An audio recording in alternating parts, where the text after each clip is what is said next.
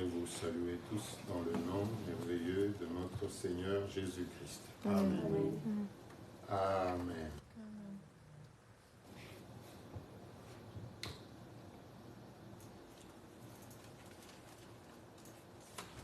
Ça va? Ça va, Daniel? Tout le monde va bien ce matin? Amen. Amen. Bénissons Dieu. Amen. Donc, ce matin, encore une fois, nous voulons parler de notre esprit. Dites après moi esprit. Esprit. Alléluia. Gloire au Seigneur. Amen. Combien il est important, frères et sœurs, d'avoir un esprit bien disposé. Amen. D'avoir un esprit qui est prêt à aimer. D'avoir un esprit qui accepte les autres tels qu'ils sont. D'avoir un esprit qui est à l'écoute. D'avoir un esprit qui est enseignable. D'avoir un esprit humble. Alléluia. Gloire au Seigneur. D'avoir un esprit comme Jésus. Amen. Ce matin, nous allons également parler de l'esprit parce que combien, lorsque nous avons un esprit bien disposé, combien Dieu agit. Alléluia. Gloire au Seigneur. Nous allons ouvrir nos Bibles dans le livre de 2 Rois. 2 Rois, au chapitre 2.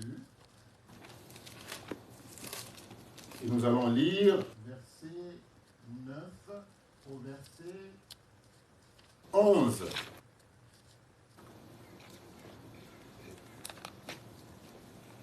Lorsqu'ils eurent passé, Élie dit à Élisée, « Demande ce que tu veux que je fasse pour toi, avant que je sois enlevé d'avec toi. » Élisée répondit, « Qu'il y ait sur moi, je te prie, une double portion de ton esprit. » Élie dit, « Tu demandes une chose difficile, mais si tu me vois pendant que je serai enlevé d'avec toi, cela t'arrivera ainsi, sinon cela n'arrivera pas. » Je continue? Jusqu'à 11. Comme ils continuèrent à marcher en parlant, voici un char de feu et des chevaux de feu les séparèrent l'un et l'autre, et Élie monta au ciel dans un tourbillon. Amen. Alléluia. Lorsqu'ils eurent passé, Élie dit à Élisée, demande ce que tu veux que je fasse pour toi. Et avant que je sois enlevé d'avec toi. Élisée répondit, qu'il y ait sur moi, je te prie, une double portion de ton esprit. Alléluia. Quelqu'un aurait demandé, c'est pas moi, tu as laissé peut-être une maison, est-ce que tu peux me l'accorder celle-là? Dieu aime lorsqu'on lui demande des choses inhabituelles. Pas les choses que tout le monde demande. Lorsque Dieu apparaît à Salomon, il lui dit, demande-moi ce que tu veux. Il aurait pu demander des royaumes, il aurait pu demander des choses. Mais il lui dit, non, je veux que tu me donnes la sagesse. Alléluia. Souvent, nous ne savons pas quoi demander. Nous ne savons pas quoi demander. Si Dieu, aujourd'hui, physiquement nous apparaît et nous dit, demandez-moi ce que vous voulez, il sera étonné de nos demandes, peut-être. Donc, Dieu s'attend à ce que nous puissions demander des choses inhabituelles. On doit faire les choses, on ne doit pas faire les choses comme tout le monde. Le monde est tellement ancré dans nos vies que nous avons toujours tendance à faire ce que les autres font. C'est vrai. Une double portion de ton esprit. Est-ce que c'est une demande, ça? il devait connaître les caractéristiques de l'esprit d'Élie pour pouvoir demander cela. Et dire même une double portion. C'est-à-dire, je voudrais avoir un esprit plus mieux que les tiens, presque, si on doit le dire presque. Alléluia. Qu'est-ce que cet esprit avait de particulier pour que Élisée puisse le demander? J'aime comme tu es. J'aime ta manière de voir les choses. Je prie Dieu que Dieu puisse me faire un peu comme toi. Alléluia. Tu regardes une sœur, tu dis, tu sais comment tu te comportes devant de telles situations. J'admire ton comportement. J'admire ton caractère. Je prie Dieu pour qu'il puisse me faire un peu comme toi. Parce que pendant que tout le monde pleure, pendant que tout le monde est en colère, toi tu ne te mets jamais en colère. Malgré que tu as des flèches de partout, malgré que les gens te condamnent, malgré que les gens... Mais toi, tu as gardé le même esprit que l'esprit de notre Dieu. Jamais être comme toi. Est-ce que lorsque les gens qui sont autour de nous nous regardent, est-ce qu'ils peuvent dire, je voudrais être comme toi? Lorsque nos enfants nous regardent, ils regardent la manière dont nous agissons, la manière dont nous parlons, notre comportement. Est-ce que nos enfants peuvent dire, Seigneur, fais-moi comme ma mère, donne-moi son esprit. Parce que je vois que dans des circonstances où normalement elle doit se fâcher, dans des circonstances où elle doit réagir autrement, où elle doit réagir avec colère, mais elle a toujours son calme. Est-ce que nos enfants peuvent dire ça? J'aimerais bien être comme mon père. Est-ce que nos jeunes enfants, nos filles peuvent dire, lorsqu'ils nous regardent, j'aimerais avoir un mari comme moi? Quand je regarde la manière dont il se comporte, quand je regarde la manière dont il traite ma mère, j'aimerais avoir un mari comme lui. C'est une référence pour moi. Est-ce que nos enfants, nos jeunes garçons, lorsqu'ils te regardent, ils peuvent dire, ma mère, je la vois, je vois ce qu'elle fait, je vois son esprit, je vois comment elle aborde les gens, comment elle parle des gens. Parce qu'il y a une manière de parler lorsque tu es en face de quelqu'un. Est-ce que lorsque les gens ne sont pas là, quand tu parles d'eux, qu'est-ce que tu dis? Qu'est-ce que tu dis dans tes paroles lorsque les gens ne sont pas là? Parce que c'est bien beau de dire, quand quelqu'un est présent, je t'aime, écoute, il y a ça, écoute. Mais lorsque les gens ne sont pas là, et que tu es seul à la maison, et que tu racontes des choses, ou quand tu es en colère, est-ce que quand tu parles, est-ce que tu parles bien? Est-ce que ce jeune garçon qui est ton fils, lorsqu'il te regarde, il dit, j'aimerais bien rencontrer dans ma vie quelqu'un comme ma mère. C'est pour moi une référence de femme. C'est pour moi une référence de mari. Et je le verrai tout de suite. Vous savez pourquoi est-ce qu'on rentre dans des relations qui sont carrément troublées, des relations? C'est parce qu'on n'a pas de référence. C'est parce qu'on n'a pas de référence. C'est parce que nous n'avions pas eu un père qui pouvait être une référence pour nous, en qui nous pouvions dire, écoute, j'aimerais bien avoir quelqu'un comme lui, parce que je vois comment il traite ma mère, je vois son esprit, je vois comment il agit. Et même par rapport, nos enfants rentrent toujours dans des relations avec des gens compliqués. Des gens qui n'ont aucun respect pour les gens. Et donc par manque de référence, eh bien, ils vont penser que parce qu'il parle bien, parce qu'il a du charisme, et donc il est bien. Pourquoi? Parce qu'on manque de référence. Élisée regarde Élie, dit, donne-moi une double portion de ton esprit. Quelle demande? Donne-moi une double portion de ton esprit. Parce que je t'ai regardé, Je t'ai vu comment tu agis devant les dieux de Baal. Je t'ai vu comment tu as agi devant la veuve. J'ai vu tout ça. J'ai expérimenté tout ça. Et au finish, je me dis, non, ton esprit doit être extraordinaire. Alléluia. Dire pour moi extraordinaire. Non, ton esprit doit être supérieur. Ce n'est pas le commun de mortels. Il y a des gens, quand vous les rencontrez, vous les trouvez différents. Vous dites, non mais, les gens ne sont pas comme lui. Il est différent. J'ai vu des gens défiler vers moi. J'ai vu des gens me parler. Mais quand je rencontre cette personne, non, je n'ai pas vu de pareil. On envoie des gens aller écouter Jésus-Christ afin de le prendre en faute. Ils arrivent là, ils écoutent la parole de Dieu, eh bien ils rentrent, ils vont dire, jamais je n'ai entendu, jamais nous n'avons entendu quelqu'un parler comme ça. Pourquoi? Parce qu'il était différent. Il était différent. Il n'était pas le commun des mortels. Arrêtons d'être communs. Arrêtons d'être communs. On n'a pas été créé pour être commun.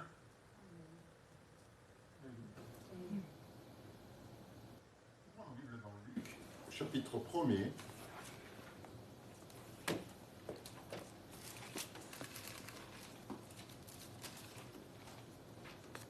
Luc au chapitre 1er. Nous allons lire le verset 1.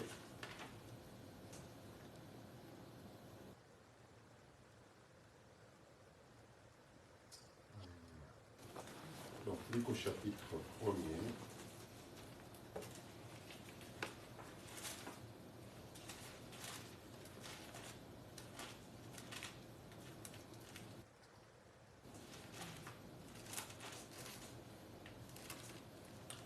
Versets 14 à 17.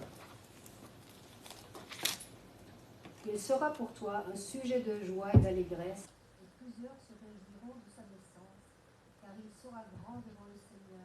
Il ne boira ni vin, ni liqueur enivrante, et il sera rempli de l'Esprit Saint dès le sein de sa mère. Il ramènera plusieurs des fils d'Israël au Seigneur leur Dieu.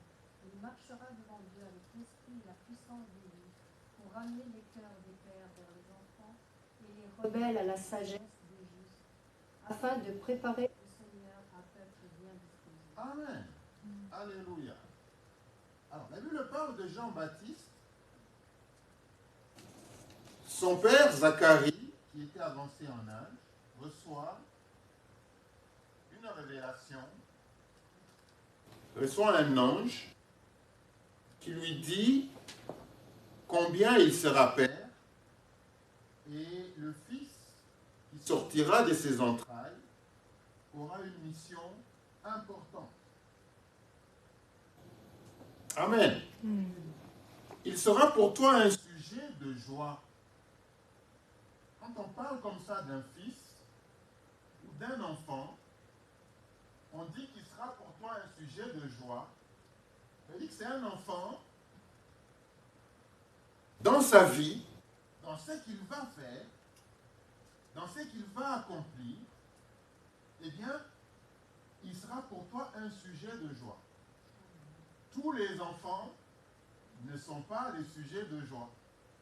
Il y a des enfants qui font pleurer les parents. Il y a des enfants qui sont prêts à prendre les parents. Il y a des enfants qui peuvent menacer les parents. Il y a des enfants qui font peur aux parents. Il y a des enfants, les parents ont peur que si je lui dis ce qui est contraire à ce qu'il pense, il risque de poser ses mains sur moi. Il y a des enfants comme ça, qui ne sont pas un sujet de joie. Mais celui-là, il me dit qu'il sera un sujet de joie et d'allégresse. Et plusieurs se réjouiront de sa naissance. Alléluia. Quand tu es un père, ou quand vous êtes des parents, vous recevez une révélation comme ça, vous êtes enthousiasmé d'avoir cet enfant, de le voir grandir. De la même manière, lorsque l'ange était apparu à Marie, il parle de Jésus-Christ. Alléluia. Il parle de lui. Alléluia.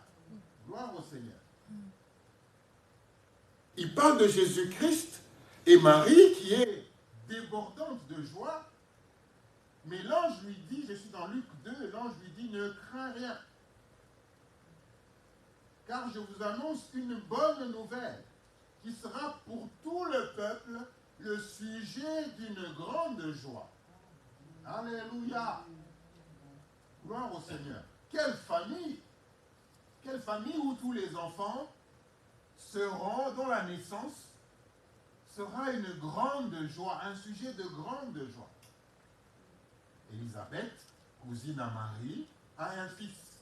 Marie, cousine à Élisabeth, a aussi un fils. Et tous les deux fils, elle le dit, ils seront sujets, c'est une bonne nouvelle, sujet de grande joie. C'est aujourd'hui, c'est qu'aujourd'hui, dans la ville de David, il vous est né un sauveur, qui est le Christ, le Seigneur. Alléluia. Donc, un sujet de grande joie. Car il sera grand devant le Seigneur. Nous, lorsque nous avons nos enfants, nous ne demandons même pas au Seigneur, c'est quoi l'identité de ces enfants? On est juste content de tomber enceinte et puis c'est tout. Qu'est-ce que cet enfant sera? C'est quoi son identité, Seigneur? C'est toi qui nous le donnes.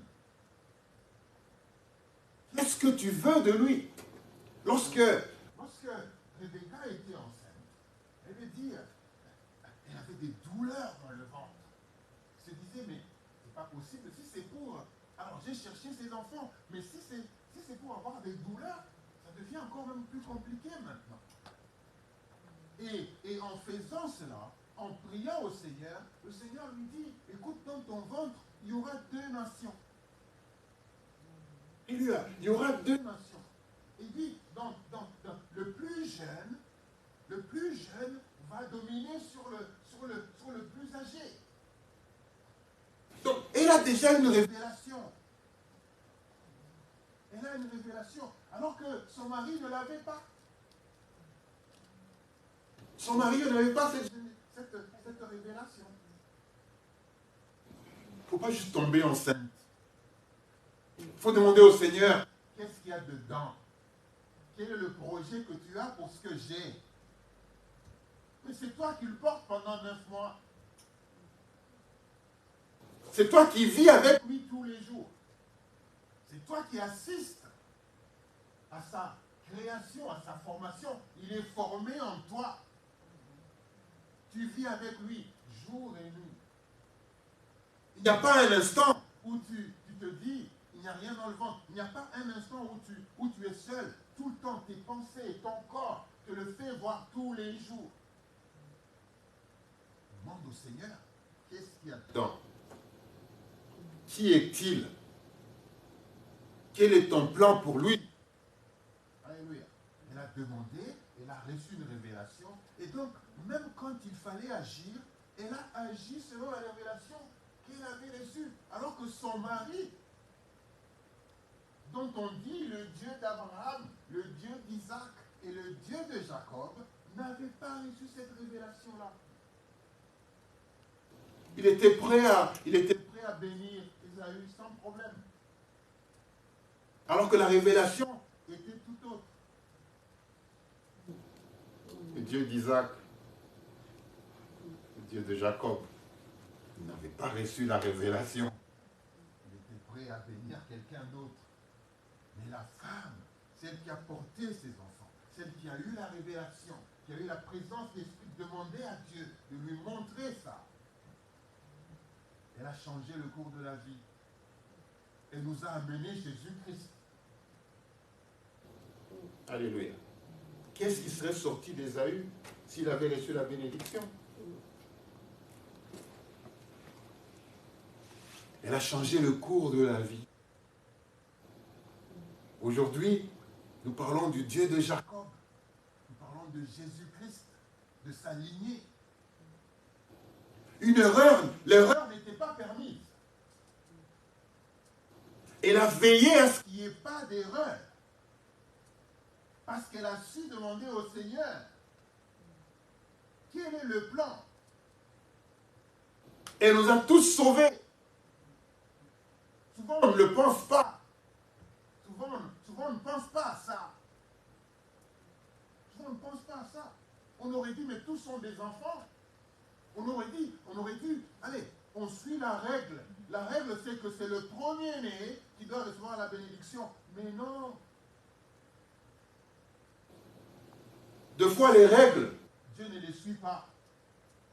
Cherche à savoir ce que Dieu dit. Cherche à savoir ce que Dieu veut te dire. Ne reste pas dans les règles. Les règles passent. Et les règles, d'ailleurs, ont conduit beaucoup de gens dans les erreurs. Donc, elle n'a pas dit, non.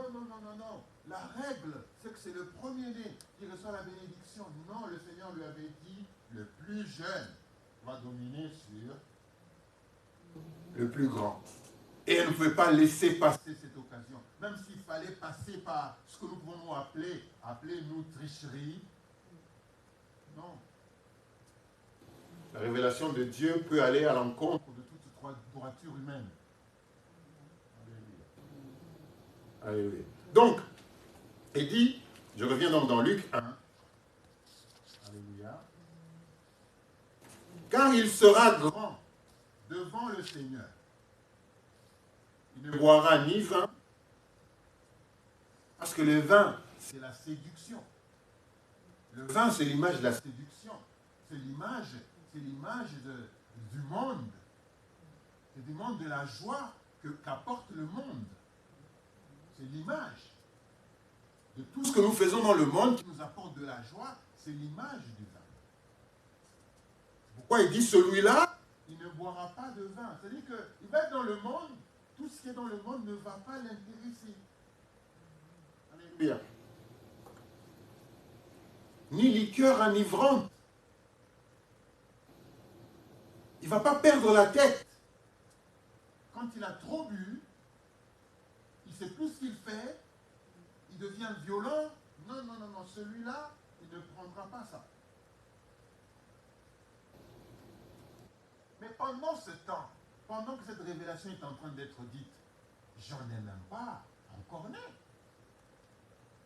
Vous comprenez maintenant, frères et sœurs, qu'il y a des choses que nous, les parents, nous devons recevoir et avec cette révélation-là, s'assurer que les enfants ne fassent pas autre chose que ce qu'on a reçu. Vous pensez que Jean, lorsqu'il grandissait, il n'avait pas les envies comme tous les autres enfants?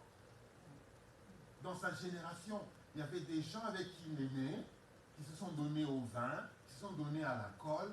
Qu'est-ce qui a fait que lui ne puisse pas passer par là? Parce que son père avait reçu cette révélation. Il a veillé. Il a veillé à dire à son enfant, tu ne touches pas à ça, tu ne touches pas à ça, tu ne touches pas à ça. Ce n'était pas inscrit d'avance. Alléluia. Et il dit, il sera rempli de l'Esprit Saint dès le sein de sa mère. Ces deux cousins ont presque des parcours similaires. L'un, il est conçu par le Saint-Esprit, l'autre, il est conçu normalement, mais dès le ventre de sa mère, il est rempli du Saint-Esprit. Alléluia. Quelle famille, ô Seigneur, quelle famille. Donne-nous des familles pareilles. Alléluia. Donne-nous des familles pareilles. Alléluia. Même si nous avons raté un peu, même ceux qui viendront après, agis, Seigneur. Alléluia.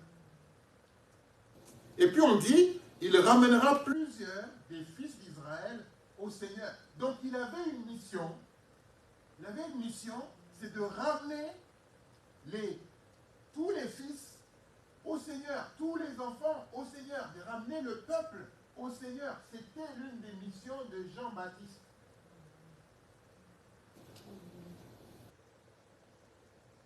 Au Seigneur, leur Dieu. C'est quoi? C'est gagner les âmes. C'est ça notre mission. C'est de ramener plusieurs qui sont en train de mourir, de les ramener au Seigneur. C'était ça le but. C'était ça la mission de Jean-Baptiste. Et puis on dit, il marchera devant Dieu avec l'esprit et la puissance d'Élie. Donc l'esprit et la puissance d'Élie devient un caractère, devient une révélation que nous devons adopter. Jean-Baptiste et Élie ont des parcours similaires. Élie avait pour mission de ramener le peuple de Dieu qui était en train d'adorer Baal avec toutes les séductions de l'époque. Élie a reçu la mission de les ramener tous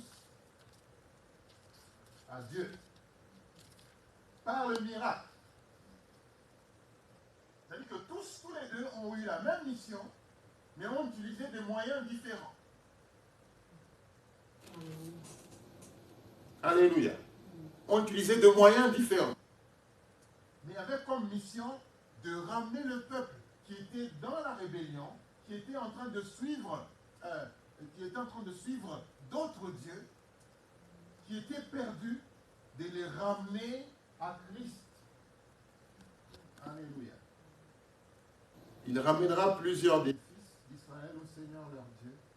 Il marchera devant Dieu avec l'esprit et la puissance d'Élie. Quand nous lisons Élie, on rentre dans 1 roi 18.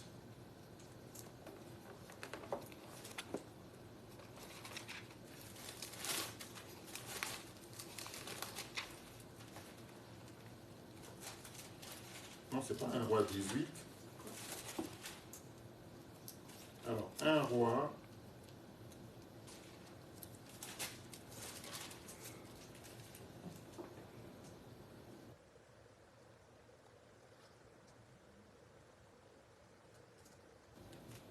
Amen.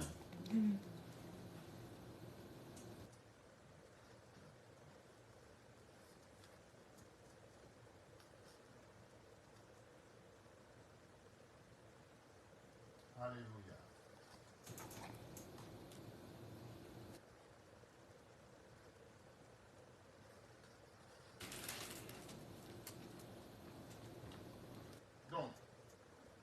Donc la Bible nous dit,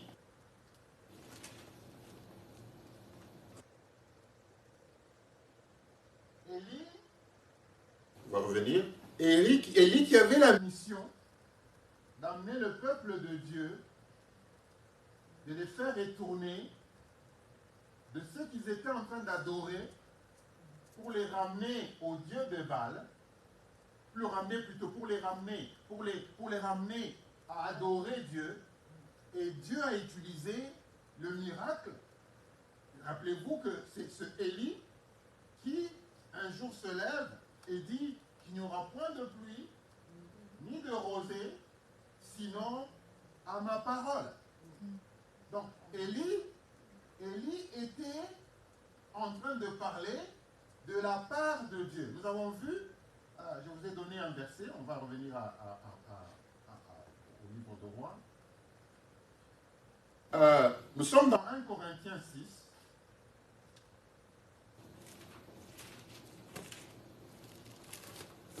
« 1 Corinthiens 6, verset 17. Mais celui qui s'attache au Seigneur est avec lui un seul esprit. » Amen. Mais celui qui s'attache au Seigneur est avec lui un seul esprit. Mais celui qui s'attache au Seigneur est avec lui un seul esprit. Pour que Élie arrive à dire, alléluia, qu'il n'y aura point de pluie, ni de rosée pendant 3 ans et demi, sinon à ma ma parole, il parlait de la part de Dieu. Il était un seul esprit avec Dieu. C'est pourquoi il s'est attaché à lui pour être un seul esprit avec Dieu. Et quand on est un seul esprit avec Dieu, quand on parle, je l'ai dit l'autre fois, c'est Dieu qui parle. Alléluia. Donc il a reçu cette mission, tu as trouvé? Il a reçu cette mission, alléluia.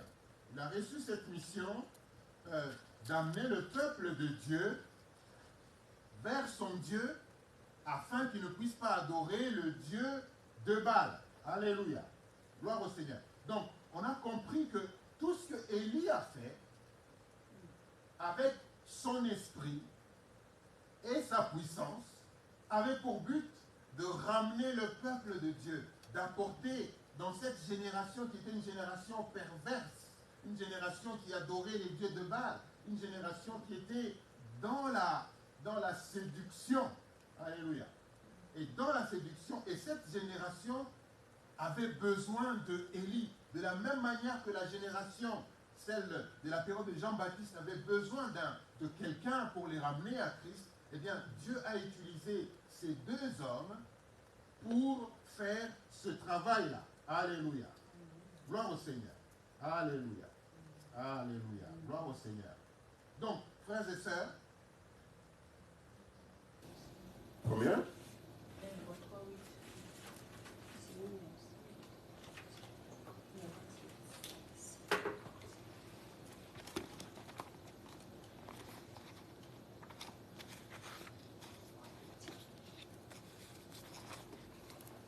Donc, on est dans 1 roi 18.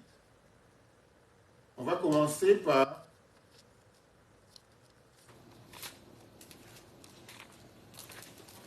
commencer la lecture à partir du verset 20. Oui. Et donc, Akab envoya des messagers vers tous les enfants d'Israël. Il ressembla les prophètes à la montagne du Carmel. Alors Élie s'approcha de tout le peuple et dit, jusqu'à quand boiterez-vous des deux côtés? Si l'Éternel est Dieu, allez après lui. Si c'est Baal, allez après lui. Le peuple ne lui répondit rien. C'est-à-dire que le peuple était habitué à vivre dans la duplicité, comme aujourd'hui, où on a des enfants de Dieu qui croient en Dieu, mais qui ont un pied dedans et un pied dehors. Dieu lui-même ne sait pas de quel côté ils sont. Il y a un mélange d'un peu de Dieu et d'un peu du monde. Vous voyez les gens que vous voyez dimanche à l'église, mais en semaine ou même le week-end, ils ont passé nuit quelque part dans une boîte de nuit et le matin vous les voyez à l'église actifs. On pense que ce que nous vivons aujourd'hui, c'est la première fois que ça se passe. Non. Frères et sœurs, tout ce qui se passe aujourd'hui, c'est déjà passé. Tout ce qui se passe aujourd'hui, c'est déjà passé. Donc si c'est l'Éternel qui est Dieu, parce que vous dites tout le temps, notre Seigneur est Dieu, ben allez après Dieu alors. Si c'est Baal qui est Dieu, allez après Baal. On ne peut pas faire les deux. Et à l'époque, le peuple faisait exactement cela. Comme beaucoup d'aujourd'hui, il y a trop de mélange. Vous voyez un culte à notre Dieu où il y a aussi d'autres choses qui s'y passent. Vous avez l'impression de vous poser la question, mais là on est en train de célébrer Dieu ou pas? Trop de mélange. Dans nos cultes, trop de mélange. Dans notre adoration, trop de mélange. Trop de mélange. À l'église, on vient, on adore Dieu, mais quand on va dans nos maisons, lorsqu'on voit ce qui se passe dans nos maisons, ça n'a rien à voir avec ce qui se passe lorsque nous sommes à l'église. Ça aussi, c'est du mélange. On n'est pas entier. On n'est pas entier. Donc, on vit exactement ce que les autres vivaient à l'époque. À l'église, on adore Dieu et dans nos maisons, on adore Baal. Dans nos maisons, on adore Baal. Dans nos maisons, c'est l'argent qui est roi. Bible dit, on ne peut pas adorer Dieu et maman. Donc, il y a trop de mélange dans nos cultes. Vous voyez, des fois, vous pensez que c'est des miracles, c'est des vrais miracles, mais en fait, Dieu n'est pas à l'origine de ces miracles. Élie a utilisé le miracle pour ramener les gens vers Dieu. Il n'a pas utilisé le miracle pour lui-même. Aujourd'hui, Dieu peut me donner le don de miracle, mais nous utilisons le miracle pour nous-mêmes, pour que l'on soit connu, pour que les gens parlent de nous, pour qu'on dise cet homme-là, il est puissant. Allons vers lui, allons dans son église, parce que là-bas, il y a trop de miracles.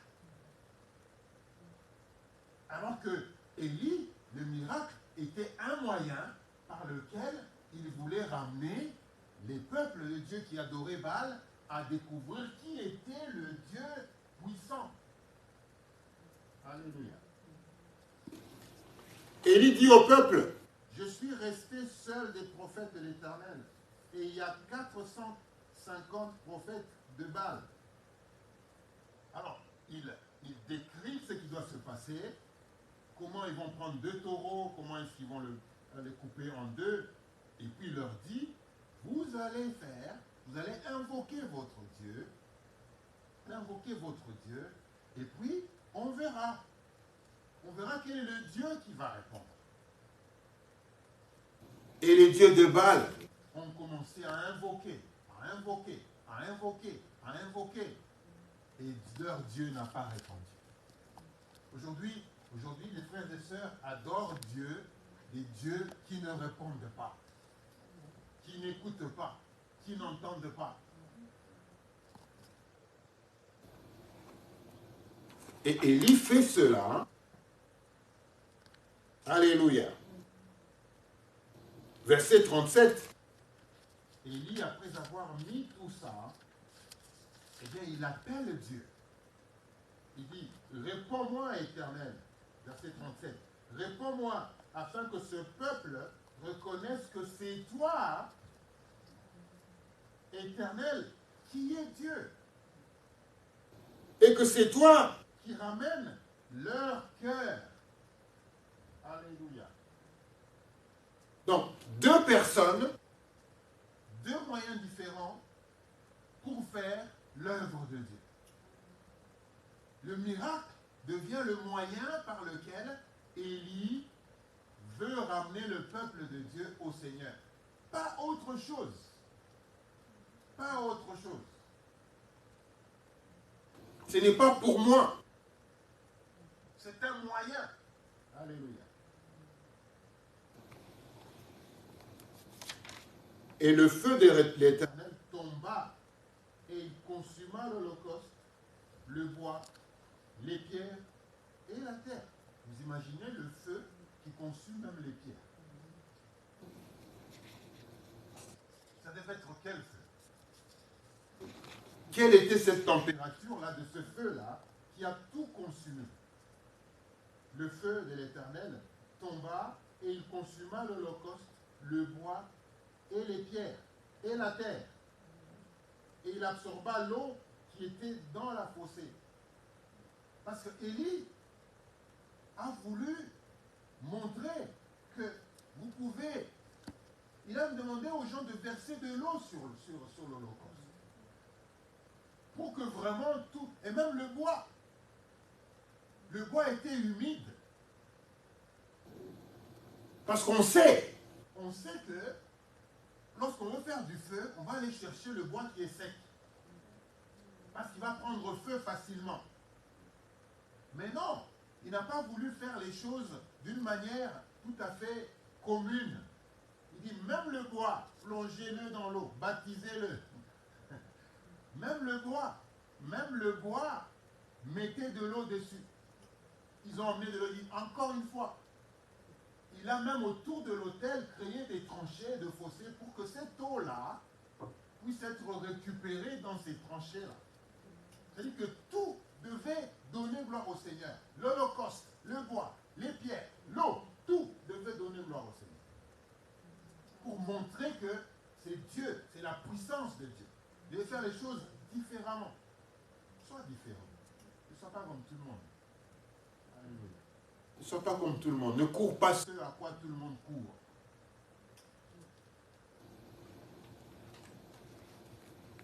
Donc il a fait ça, et puis il a demandé au Seigneur d'intervenir. Eh bien, le feu est tombé.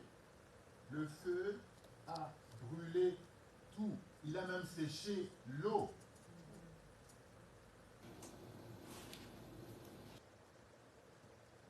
Quand tout le peuple vit cela, ils tombèrent sur leur visage et dirent, c'est l'Éternel qui est Dieu. C'est l'Éternel qui est Dieu. Alléluia. Donc, le peuple a vu le miracle. Il a vu comment ces choses se sont passées. Il n'a pas dit, oh, c'est Élie qui est le puissant.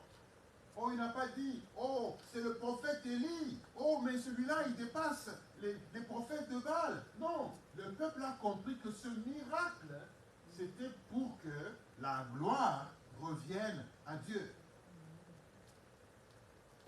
Et donc le peuple s'est prosterné en disant, c'est l'Éternel qui est Dieu. Ils ont compris que c'est l'Éternel qui est Dieu. Ils ont compris que les dieux de Baal, c'était des dieux qui n'écoutaient pas, qui n'entendaient pas. C'était de l'escroquerie. Aujourd'hui, il y a des choses, même si elles se passent spirituellement, même si on y ajoute le nom de Dieu, c'est de l'escroquerie. Maintenant, on dit, il marchera avec l'esprit d'Élie et la puissance d'Élie. Maintenant, vous comprenez pourquoi Élisée va aller dire, je veux avoir une double portion de ton esprit. Alléluia. Je veux avoir une double portion de ton esprit. Alléluia. Gloire au Seigneur. Donc il connaissait les caractéristiques de l'esprit.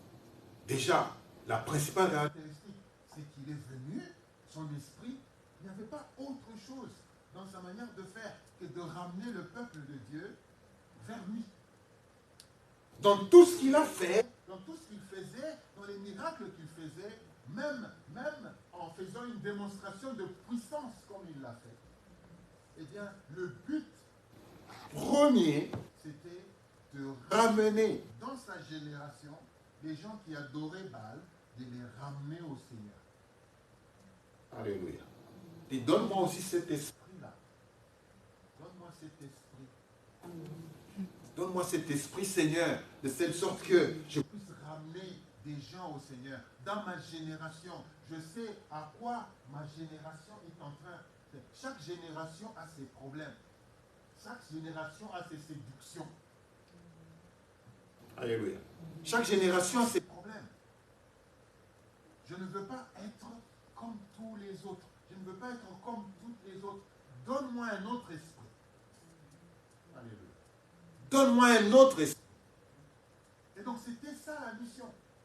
De ramener dans sa génération, comme les générations sont différentes, il y a 20 ans, il y a 30 ans, il n'y avait pas Internet.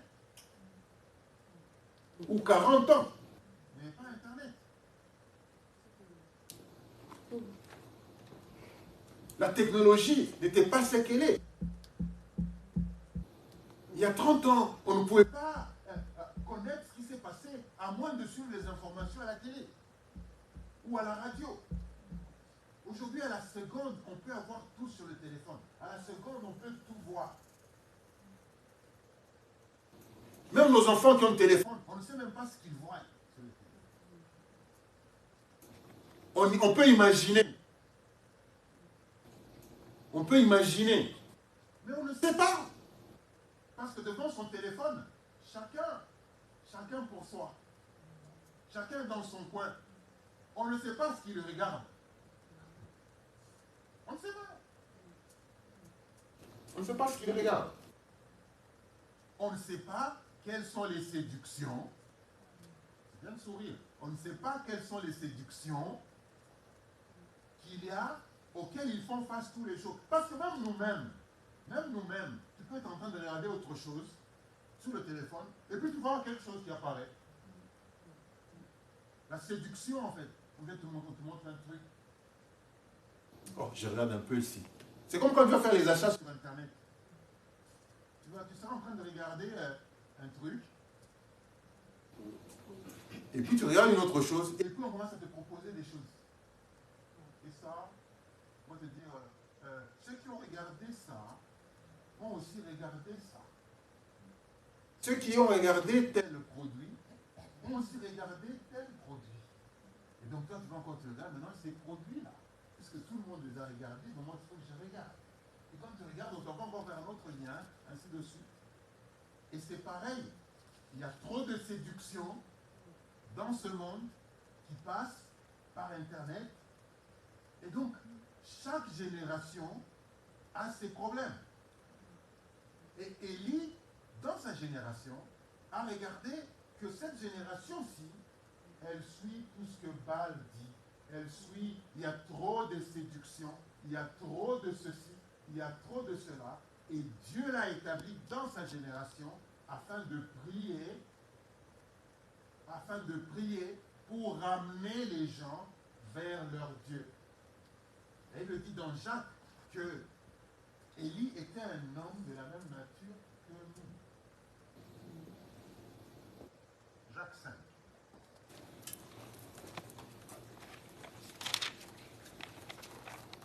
Élie était un homme de la même nature que nous, Jacques 5, 17.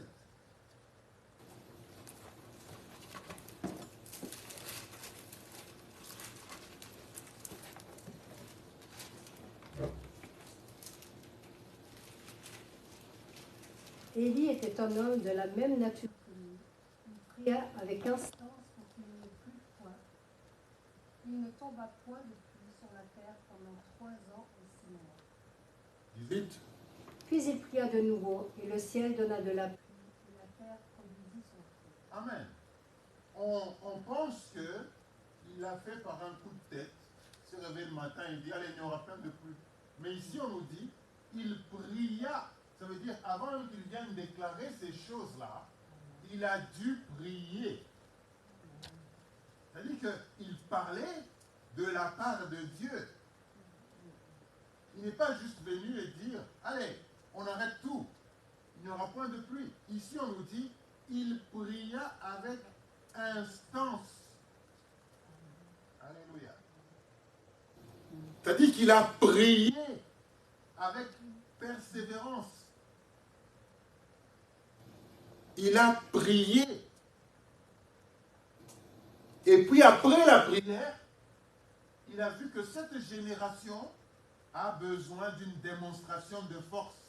Cette génération a besoin d'une démonstration de la puissance de Dieu.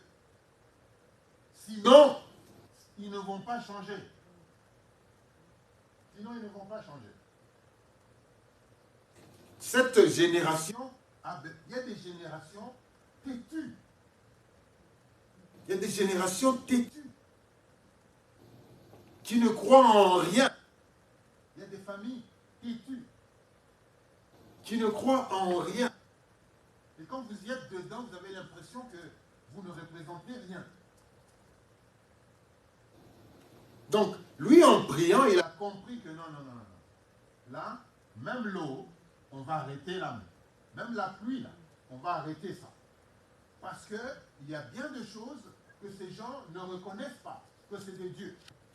Il y a des grâces que nous avons, mais nous pensons que c'est comme ça. Et donc, on va vous les couper, comme ça, vous allez découvrir qui est Dieu. C'est ça qui s'est passé. Et puis, quelqu'un comme ça, qui vient, qui déclare ces choses, et puis Dieu lui dit, toi, eh bien, je vais t'épargner de tout ça. Je vais t'amener au torrent. Là, toi, tu vas boire. Et eux, ils vont souffrir. Il y a des générations pour lesquelles il faut même prier le Seigneur. Seigneur, il faut punir cette génération. Bien sûr. Sinon, il ne croit pas. Sinon, il ne croit pas. Donc, il était un homme de la même nature que nous. C'est-à-dire qu'un homme qui avait les mêmes sollicitations que nous. Qui avait les mêmes tentations que nous. Qui avait les mêmes pressions que nous. Mais la différence, c'est que lui, il pria avec instance. Il pria avec instance.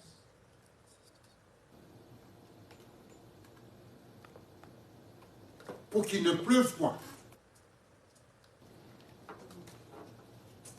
Et pour que la pluie revienne, il pria de nouveau. C'est-à-dire que tout, c'était par la prière. Il ne fait pas des choses comme ça sans avoir prié. Il ne prend pas des décisions comme ça juste. Il pria pour qu'il n'y ait point de pluie. Il pria encore pour qu'il y ait la pluie. Il avait compris la puissance de la prière. Mais c'est ça l'esprit d'Élie. C'est ça l'esprit d'Élie. Donne-moi une double portion de ton esprit. Ça, c'est ça l'esprit d'Élie. De toujours prier. De ne rien faire par soi-même. D'être différent dans sa génération. C'est ça l'esprit d'Élie. De ne pas faire tout ce que tout le monde fait. C'est ça l'esprit d'Élie. De ramener le peuple de Dieu vers lui. Vers leur Dieu. C'est ça l'esprit d'Élie. Tout ce qui se faisait, tout ce à quoi il pensait, c'était ça. Donc il était un homme de la même instance que nous. Nous revenons à 2 Rois.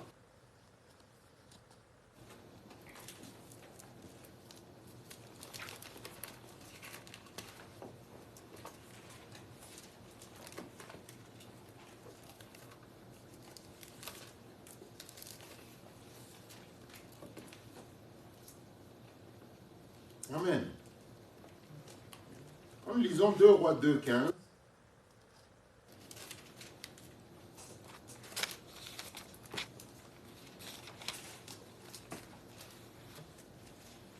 Les fils des prophètes qui étaient à Jéricho, vis-à-vis, l'ayant vu, dirent: l'esprit d'Élie repose sur Élisée. Amen. Ils allèrent à sa rencontre et se prosternèrent contre terre devant lui. Amen. Donc, merci. Donc, ils disent, l'esprit d'Élie est sur lui. C'était reconnaissable. C'était reconnaissable. Parce qu'on voit, il fait des choses qu'Élie faisait.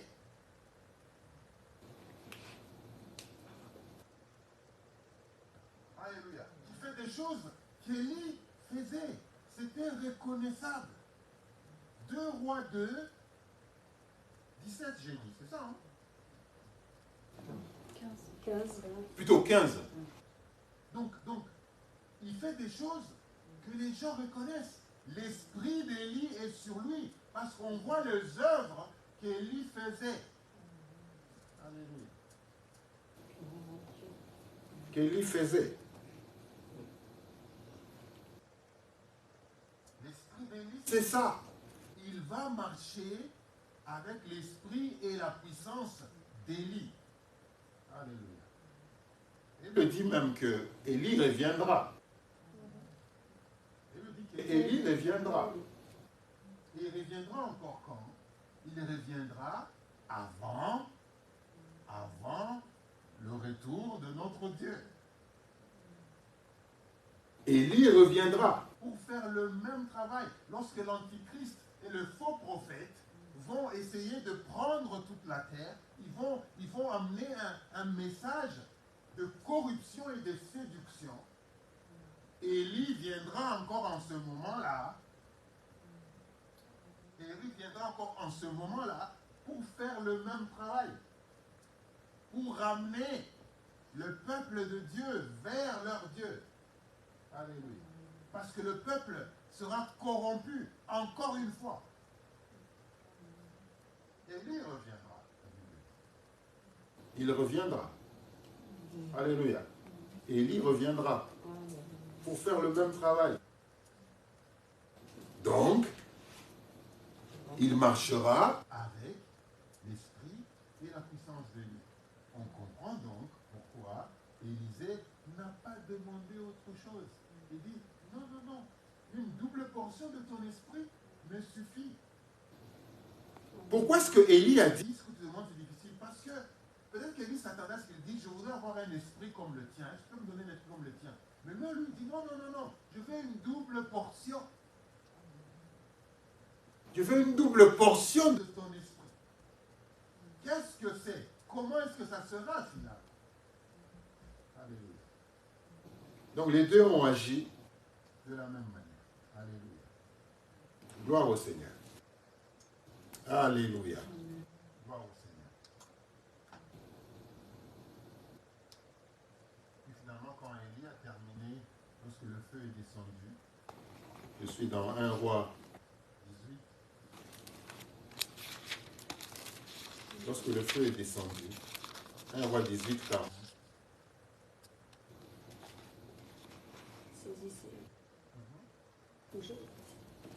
Saisissez les prophètes de Baal, leur dit Élie, qu'aucun d'eux n'échappe. Et ils les saisirent.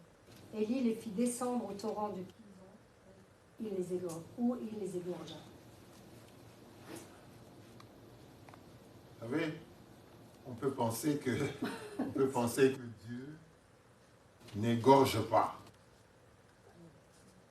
Quand vous allez à l'encontre de la volonté de Dieu, lorsque vous travaillez pour les intérêts de Dieu, lorsque vous travaillez contre les intérêts de Dieu, lorsque vous, eh bien, il y a des morts que Dieu ne regrette pas. Oui, même si tu ne tueras point. Il y a des morts que Dieu ne regrette pas. Il y a des morts qui sont comme du bétail. Vous imaginez? Mais même les prophètes de Baal qui ont vu cette œuvre, qui ont vu la manifestation de la puissance de Dieu, le peuple a cru. Le peuple a dit, c'est l'Éternel qui est Dieu. Et c'est l'Éternel qui est Dieu. Mais ne pensez-vous pas que les prophètes de Baal pouvaient aussi le faire? Et dire, c'est l'Éternel qui est Dieu. Ne pensez-vous pas que les prophètes de Baal pouvaient dire, oh, pardonnez-nous, le mal qu'ils avaient fait était tellement profond qu'il fallait qu'ils soient égorgés.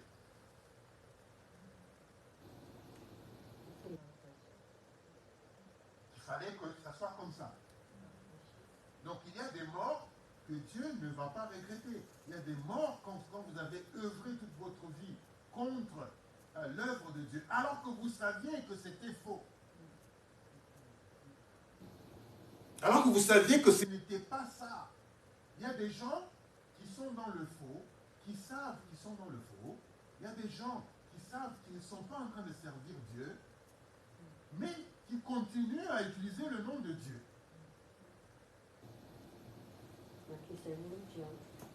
Qui continuent à utiliser le nom de Dieu alors qu'ils sont faux, alors qu'ils savent au-dedans d'eux-mêmes que ce que nous sommes en train de faire, c'est de la corruption. Il n'y a pas de Dieu dans ce que nous faisons, mais nous faisons juste pour que les gens voient et pour s'attirer le regard des gens, ou pour s'attirer, pour que les gens viennent, pour qu'on remplisse nos églises. Il y a des gens qui sont en train de travailler en faisant du faux, mais en utilisant la parole de Dieu.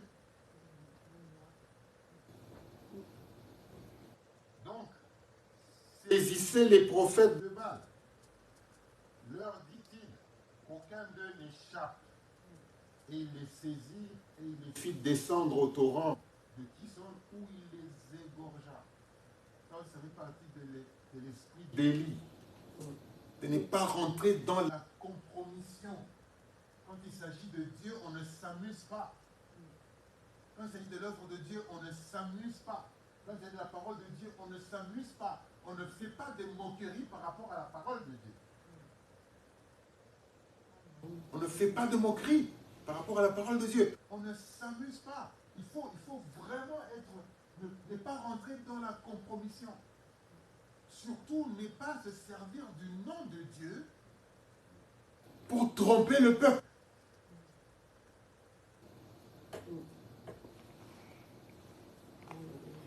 Il est important, frères et sœurs, que nous puissions veiller sur notre esprit.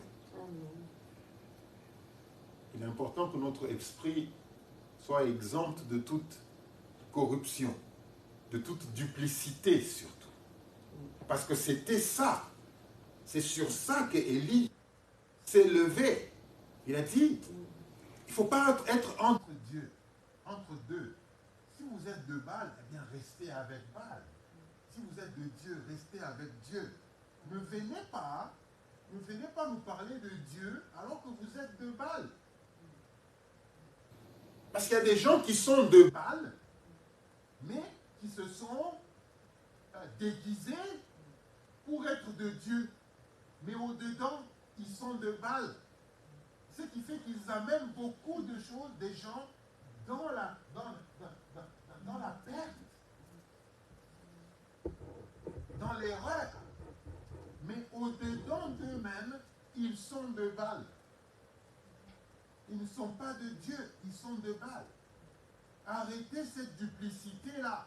Élie disait, arrêtez cette duplicité. Soit que vous êtes de Baal, vous restez avec Baal, et tout le monde sait que vous êtes de Baal. Ou alors vous êtes de Dieu, et tout le monde sait que vous êtes de Dieu. Alléluia. Et donc, il ne valait pas autre chose que la mort. Donc, prenons soin de notre esprit. Alléluia. Prenons soin de notre esprit, frères et sœurs. Il est important de prendre soin de notre esprit. De ne pas le charger des choses qui peuvent... de ne pas le charger des choses qui peuvent le bloquer. Alléluia. De ne pas le charger des choses qui peuvent l'arrêter. On a besoin d'un esprit bien disposé. Un esprit où il n'y a pas de trace de haine. Il n'y a pas de trace de jalousie. Un esprit où il y a l'amour. Un esprit bien disposé. Un esprit qui est prêt à écouter la parole de Dieu et à la mettre en pratique. Un esprit où il n'y a point d'orgueil. Un esprit humble, enseignable. Un esprit qui s'humilie devant la parole de Dieu. Un esprit qui respecte les ennemis. Un esprit qui ne se lève pas pour parler mal de ses parents. Mais un esprit qui reconnaît les parents à leur juste valeur. Même s'ils ne sont pas les meilleurs parents que l'on puisse avoir. Dieu ne fait pas d'erreur. Dieu ne fait pas d'erreur. Alléluia. Donc il est vraiment important, frères et sœurs, que nous puissions faire cela afin de protéger notre corps et notre vie et notre destinée. Notre dernier verset. Nous allons continuer sur ce verset la fois prochaine. On est dans Proverbe 20. Proverbe 20, verset 27.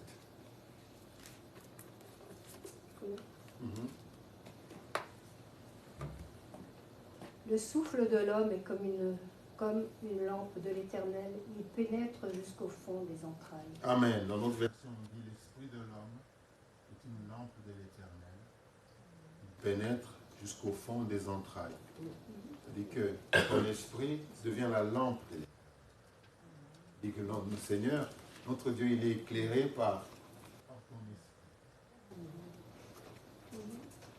Ton esprit est clair et c'est ça que notre Dieu voit.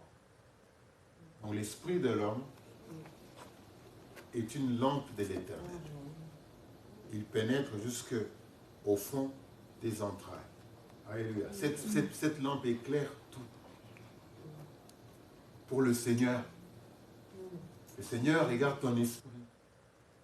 Et c'est ton esprit qui éclaire le Seigneur sur ta vie.